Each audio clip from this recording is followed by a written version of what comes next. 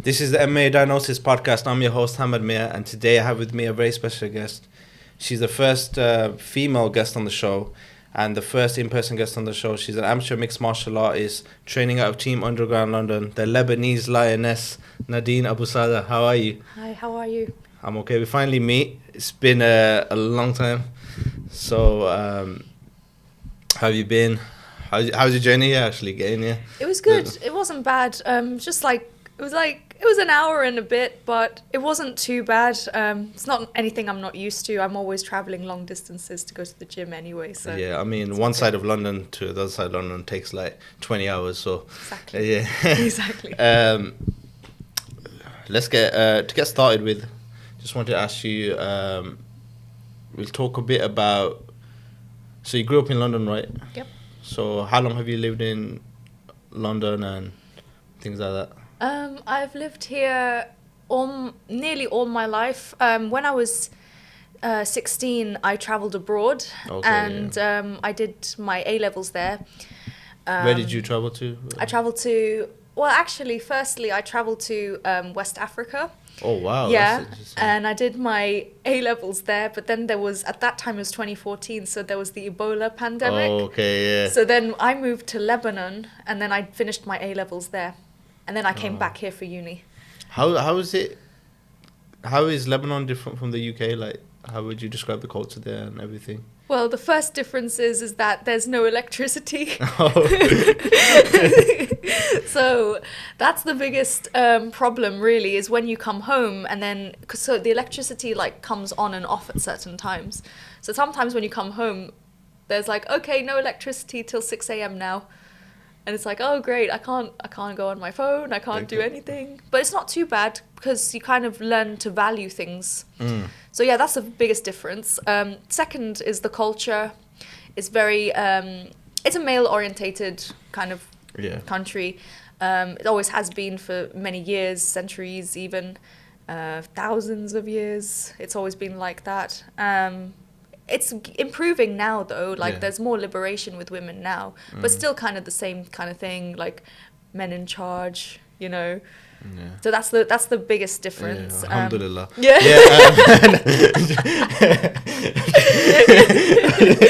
Okay. Yeah. So, okay. Let's talk about. So you mentioned Lebanon. Yeah.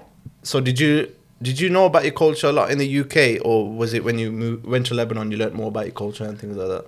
That's actually a really good question. So I knew a bit about my culture. Like, I knew that, what I knew was like, for my family, like, women weren't allowed to wear too much revealing clothing, which is normal for like being an Arab woman. And I wasn't allowed to drink, I wasn't allowed to smoke, I wasn't allowed to do a lot of things. So that was that. That's one thing I knew. But then actually going to live there was so much different because I started to actually realize there's more to it. First of all, like, Lebanon is a lot more diverse than people think. There's a lot of different kind of people living there. Yeah. So I got to not just learn about my culture, but I got to learn a lot about other people, like, you know, living there. Like, for example, there are people there who speak French. There are a lot of Armenians there as well. And I got to learn a lot about just a lot of people. Yeah, okay, nice. Okay, so now you come back to the UK. Yep. So when did you start your fighting journey? Yeah, so I started my fighting journey just after the Ebola crisis, and I had moved to Lebanon. I started going to a kickboxing gym in Lebanon. In the village that I was in. Oh, okay. So you lived in a village? I did, yeah. Oh, wow. Okay. So definitely no electricity there. Yeah. Yeah. And so how long did you train in Lebanon then, kickboxing? I trained there for a year, but it was like really just, I'm doing this kind of for more confidence, just because it's a sport. Didn't think I would go anywhere with it. I just told myself, my goal at the time was just, I want to be a black belt That was the ultimate goal. That was in any discipline. No, in kickboxing. Oh, in kickboxing. Okay. Yeah, that being a black belt was like wow to me at that time. Like if I'm a black belt, then I've achieved all my goals, you know, kind of thing. And so you did the year in Lebanon, right? Yep. You come back to the UK, I'm assuming. Yep. So did you just start straight away when you got back, like into martial arts, or? Yeah, so when I came back from Lebanon, I immediately said I have to find a kickboxing gym because I wanted to be a black belt, didn't I? Because I was an orange when I came back here. And, you know, when I came here, I saw a gym called Elevate Martial Arts. It was called Richmond Fitness at the time.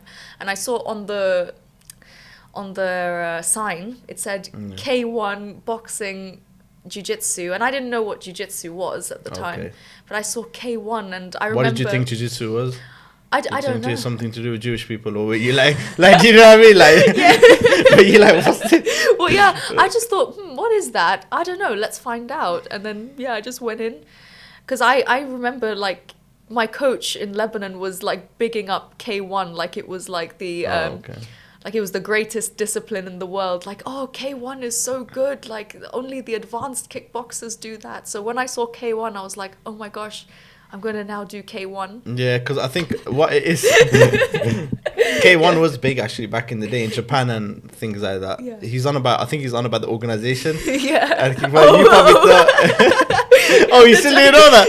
Yeah, because like a lot of big fighters fought there, like Badahari, Alistair Overeem. You had like really big fighters in K1 in Japan. Okay. Oh, so I see. it was massive in Japan. Like you had like, it was selling out like 70,000 people like in arenas and in Tokyo and things like that. So that makes sense now. I think that's why he met. Yeah. She's figured it out now why he met. But I think that's why he met. So yeah. It's good, I finally know now. So, okay, so you saw the K1 sign and you thought, you know what, I'm going to go straight in, Yeah, like K1, oh my gosh, it's my chance to be like a pro kickboxer now. I go in there and I realize... that's every female's dream, right? Yeah, that's funny, to be a pro kickboxer. Yeah, so then I went in there and I was like, wait a minute, this is just ordinary kickboxing. I don't know why this was so... important, like, but of course it is important, but like I thought it was like the holy grail of martial arts, like K1, and then I go in there and it's like, wait a minute, it's just ordinary kickboxing. So I go in here and then I see a lot of MMA fighters in there, and this is the first time I'm being introduced to MMA, and there was a really good girl in our gym, in that gym at the time, and I was just really inspired by her. Like, I think she was like suplexing someone as a practice, and I saw that on her Instagram and I thought, wow, she's awesome. I'd really love to be like that one day. And she was a very, very good mixed martial artist. She still is. And there were many other people, like guys in there as well, that are really, really well known, off to Cage Warriors now. So in Cage Warriors, defending their titles and whatnot. So I thought, wow, I'm really, really grateful to be surrounded by these kind of people. And that's when that's what inspired me to do MMA, really. Just be inspired by a lot of good people, really. Good fighters. So you talked about the gym, the people inspired you there. How long were you at that gym? I was at that gym for like 3 years, 4 years, okay. and then, but the issue was always finding girls my size and high. I mean, the level there is really high, but like not everyone is competing in MMA, it was a bit hard to find girls who are like competing in MMA consistently, and then I find Steve's gym, Team Underground. Yeah. And I find all the girls there that are competing in MMA, and So what year was that? So 3 years go by. I travel around to different other gyms, and then in 2021, so just so just a few years, like 2 years ago, 2021, I meet Steve, and then I go to his gym and then I see, oh wow, the girls there are really good level, very, very high level strikers and good level in jiu-jitsu and wrestling. And I just thought, this is exactly what I need to go forward. Oh, nice. So you've only been there 2 years, okay. Yeah. And then, so you went in Steve's gym, you saw the variety of females, right? I was just going to say that because your gym has loads of female fighters, like quite a lot actually, considering compared to other MMA gyms that I've been to quite a few. There's only like one female fighter and she's training with all the males, so it's a good advantage for you to be training with female bodies because that's where you're going to be fighting, right? Exactly. Than the male bodies, and like you could get possibly injured as well training with more males, and if it's hard sparring as well. Yeah. So do you feel like that's going to be an advantage for you throughout your career, like training with a team like that? Oh, most definitely, because it's really good for, like, as you say, my overall health as a fighter, like stopping things like, I don't know, tendinitis for one, like, you know, things like just burning muscles, like, I don't know, broken fingers, I don't know what it is, like whatever injury that you get, like going hard, sparring hard with men, that can now be avoided. Obviously there's still the risks of getting injured, but it's just significantly less now, I think. Yeah. All right, so you just you've mentioned that now, like, so training with the females within your disciplines now, so like you're training obviously typically Thai boxing, jiu-jitsu, wrestling, boxing. How much are you dedicating to each time at your gym, and do you train wrestling at your gym? No, I train in another gym. Okay, so you train in another gym. So how are you balancing all these kind of things? So I would train 5 days a week. In those 5 days, I do jiu-jitsu mostly, predominantly. So there's a jiu-jitsu session nearly every single day in Team Underground. Then afterwards in the evening, they do either a striking or a wrestling session, which I would go to. In terms of like my wrestling in another gym, I prioritize that a lot right now because I feel like I'm more of a striker, and I don't want to be one of those strikers at pro level that keeps getting taken down. Yeah. So I recognized this quick, and I was like, no, I don't want this to be my future. I want to give people problems everywhere. I want to strike with them. I want to be able to take them down. So that's really why I joined another gym, really, so that I can be like all-rounded. Yeah, so speaking about that, so wrestling-wise, like, I know I like to tease London MMA and the wrestling and things like that. Do you feel like there's a gym like that could have everything, or like do you feel like it's hard to find a gym like that? I think it's really hard to find a gym like that because I guess people are only human. Like, we can't master everything all at once. Yeah. And not everyone has the, I guess, is the resource the right word? Yeah, not everyone has the resource. So no, so, and I've noticed as well, each gym has their strong point. Like, you go to one gym and you find their wrestling is phenomenal, but their striking's not great. Or you go to one gym, their striking's amazing, but their groundwork needs work.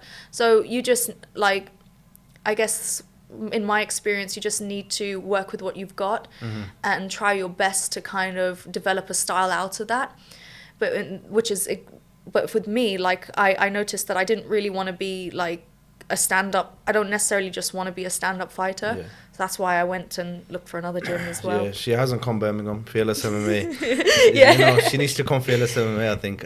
Birmingham's got complete gyms. Yeah, so, yeah, of course. Yeah. All right, so moving from that, all right, so you mentioned that you're training, you're going wrestling in different gyms.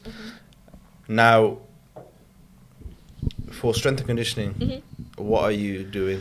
So I'm training with a personal trainer from Richmond, from Elevate Martial Arts. Okay. So from my original gym, because I remember when I was doing amateur boxing over there, back when I was doing white collar boxing, he actually trained me up for a fight, and I remember just having really good strength. Like, just I end up like knocking the girl out in the white collar boxing. So I remember. When you say you're knocking her out, like, you mean like with the 16 ounces? Yeah. No, was she out like? Oh, it was a It's a TKO. knockdown. Oh, but still, like, It was a TKO. for a female, like,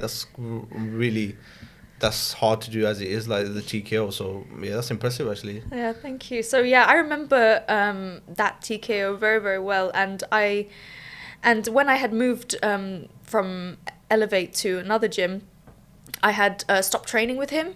But I thought to myself, that's actually such a disadvantage that I'm doing to myself, because he made me so strong. And I told myself, you know, because there's not really many personal trainers that train you so hard and so well. So I told myself, well, this is a big blessing. Like, if I throw this away, then I'm just gonna give myself problems. So I contacted him, and then I told him, like, you helped me so much, and I'd be really grateful if we can continue our journey. And he agreed. So I was really, really so happy. So how long have you been with him for now? Since after because I broke my arm. Yeah. So since after that, like, after I recovered, I just contacted him straight away, and I was like, can we do PTs again? And he said, yeah. Okay, I was really happy, yeah. So how often are you doing it? Is it once, twice a week? Once a week, yeah. So once a week you're doing strength conditioning, and you're doing your other training by yourself, is it? Okay. Yeah. Using his. So what's his name for people that don't know? Oh, the personal trainer? Yeah. Oh, his name's Mark. Yeah, and what's his Insta and things like that? The Barefoot Method. Oh, okay, yeah. Yes. So so it's called the Barefoot Method. So I'm assuming he's using his barefoot, right, for the lifting exercises and things like that. Because people have different opinions on lifting, and there's a whole like science behind it. Like, some people say wearing shoes is better. Some people say barefoot because it's more natural. Yep. To our, evolution and things like that. Yep. So have you felt the difference, like wearing shoes and then lifting barefoot? Yeah, so I prefer to have no shoes sometimes. Well, it depends on what I'm doing. Like, for kettlebell swings, I like to have no shoes, because I feel like I have more control of where I'm swinging. Whereas if I'm wearing trainers, it kind of depends on how the trainers... It depends on the day, like, if your feet are smelling that day, wearing the... Yeah. Like, you know what, I'm not doing the barefoot method today. Yeah, exactly. Exactly. Yeah. So yeah, it really just does depend how much I smell, really. So yeah, there's that. But it also does depend on, like, the make of the shoe. Okay. Because like, sometimes like, I don't know, the bottom can be a bit, like, too flat and slippery. Oh, okay, yeah. Yeah, so I feel like sometimes when I'm barefoot, I have more grip. Yeah. Even though I've got 9 toes. Yeah, I was about to say, she's got 9 toes. Yeah, I was going to say that. Yeah. So, yeah. Is it harder, like, with the 9 toes, like, to get that grip, like, because I can imagine, like... It's not so much grip as it is balance. Okay, yeah. So sometimes when I'm swinging the kettlebell, I'm just like, I have to learn how to control it really well. Otherwise, it will swing me. Yeah, because does it not make your other toes, like, stronger? Like, do you know what I mean? Like how a blind person, their hearing gets better. Like, is it the same? Like, when you, like, perhaps, I'm not sure. I mean, like, do you feel like it's helped with your? I don't know. I mean, I still do get slightly off balance. Like, really? Yeah. So, like, when you're throwing a kick, is it easier because there's less, like, weight? Or, like, it cuts through the the air, like, is it like... Well, like, I don't know, to be fair. All I know is that it really helps. I'm just curious because, like, how long ago, like, you lost the toe, right? Oh, it was... But you told me that, yeah. Oh, yes. It was... So it's the middle toe. Yeah, so you had an accident, you said, didn't it? Like, yeah, I did. I had an accident, So, like, how long ago did you have that? So, like, before that and then after that, did you notice, like, the kicks being quicker or, like, slower, like... Or... So when I had my accident, I hadn't started kickboxing at that time. Oh, okay. So we'll never know that. Yeah, so I can't compare it. But what I did do is I did, like... I was still quite active. I did a lot of exercising. And sometimes, like, I'd do gymnastics, like, in the house, like... Yeah, like, because we know, like, a lot of females now, like, they're doing, like, feet pics and, like, on OnlyFans and things like that. Like, are you thinking about... I don't know. Is that something that people want to see? Like, no. 9 toes. Like, I don't know how to make that look sexy, but there you go. I don't think I'll open an OnlyFans for that. No. I'm joking. Yeah. We're messing around. Depends on how much they pay. I'm joking. I'm joking. Yeah. No, I am messing about. Yeah. Hope you're. Yeah, but. Yeah. Yeah. Okay. So. Yeah. We've talked about your strength and conditioning, your training. Now, I saw you competed in a competition. Yeah. Over last weekend, was it? Yes. Do you want to go more into detail about that? Because of course, yeah. So I competed in an event called the Massive Open, and it's basically like a big interclub, but with all the disciplines in it. So you've got kickboxing discipline, boxing, K1. You've got jiu-jitsu, so karate, taekwondo, everything basically, all happening at once. And the fights that I had signed up for were kickboxing, or K1, boxing, and jiu-jitsu, no-gi. Okay. Yeah. So, how did it go for you? Like, how was the comp? It was pretty good. I was actually really unwell. I was sick. I had a fever and I had a cold. And I just remember waking up that morning saying to myself, I don't want to come in today. I don't want to do this. But I just told myself, no. If you quit now, then it's quite telling of what's going to happen in the future, I believe. Like, because, you know, the beginning is where the end is, really. Like, if you put the work in now, you'll see the results. Like, if I quit, how do you, like, mentally discipline yourself with that? I just give myself mantras, like, you know, there is no way out, there's only through. The beginning is where the end is. Like, what you do now is all going to pay off later. You just have to keep persevering. And it's just those words that go through my head all the time, and that's what keeps me going forward. So is that advice you'd give fighters before they have a comp like yourself? Oh, definitely. You have to talk to yourself in this sport. You have to develop a really positive mindset. Otherwise, your negative thinking will just eat you up. Yeah, definitely. Just don't be weird, but just talk to yourself. In your head, though. In your head, not in person. not in the street, guys. You'll just end up in the hospital. All right. So, how did you do in the comps then? Like, what kind of disciplines? Yeah. So, I did the K1.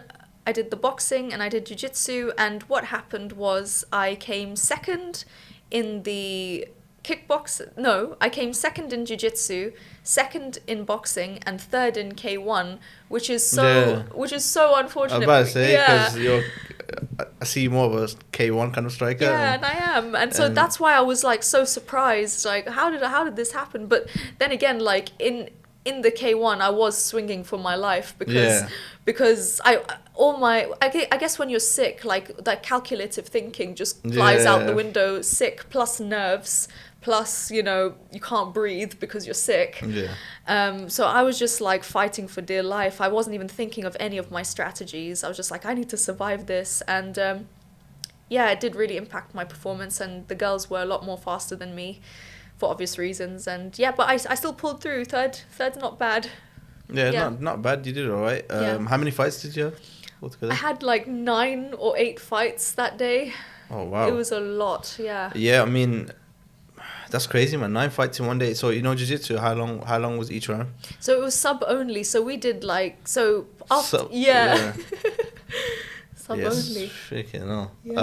So how long were the rounds then, sub only? Like, was it like a limited time sub only, or was it like unlimited? Like, do you know what I mean? There's some sub onlys like where it can go on for 2 hours. Oh yeah. Good. Like, how long was each like round and like each match? So for this one, it was like 7 minutes. Okay, but sub only, like you're not winning on.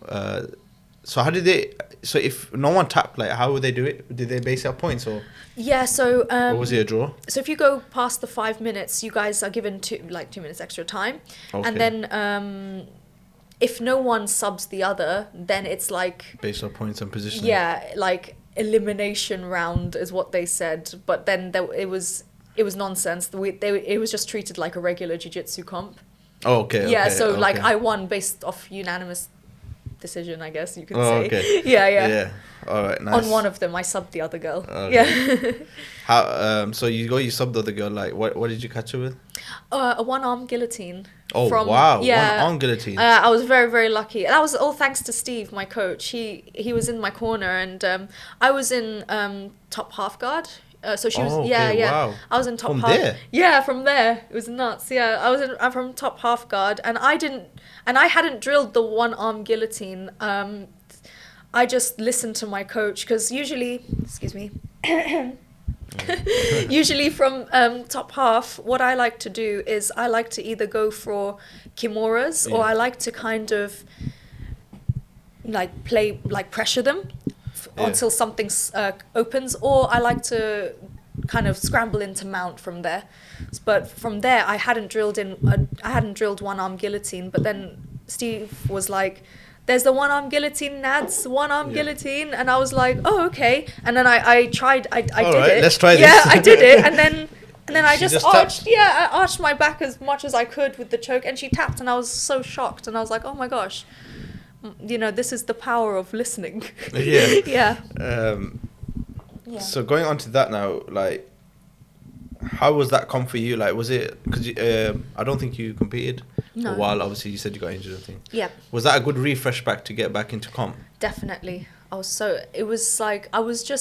From my injury, I was just like in such a sad place. I'm like, oh, I can't do anything. And that prolonged, that happened, that was going on for like 7 months, like of me, like I can't do anything. And so when I was able to just get back out there and, do something and actually do okay in it, it just was such a big boost to my happiness and to my confidence. So I was really, really happy to be back.